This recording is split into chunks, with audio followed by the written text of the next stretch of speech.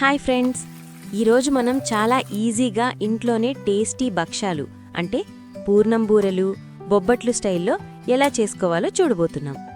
ముందుగా stove on చేసి ముందుగా నానబెట్టుకున్న శనగపప్పును బాగా ఉడికించుకోవాలి. ఇప్పుడు ఒక బౌల్ తీసుకొని అందులో మైదా పిండి వేయాలి.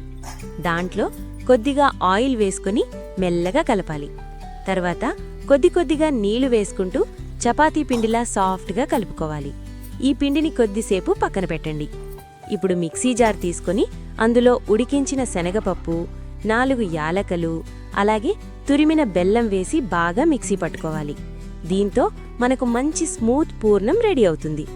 ఇప్పుడు ఈజీగా చేయడానికి నేను 2 ప్లాస్టిక్ కవర్లు తీసుకుంటున్నాను. ఇప్పుడు పిండిలో నుంచి చిన్న ముద్ద తీసుకొని చపాతీలా కొద్దిగా వత్తాలి.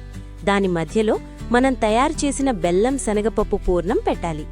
ఇప్పుడు నేను చూపించినట్టుగా మెల్లగా మూసి మళ్లీ చపాతీలా చేయాలి.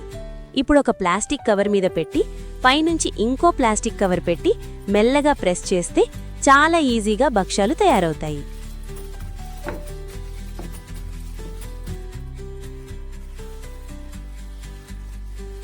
ఇప్పుడు స్టవ్ ఆన్ చేసి పాన్ పెట్టాలి. దానిమీద ఒక స్పూన్ నెయ్యి వేసి తయారు చేసిన భక్షాలను పాన్ మీద పెట్టాలి.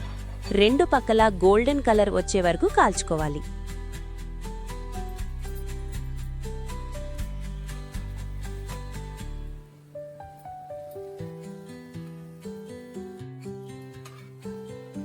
అంతే ఫ్రెండ్స్, చాలా ఈజీగా టేస్టీగా ఇంట్లోనే భక్షాలు రెడీ.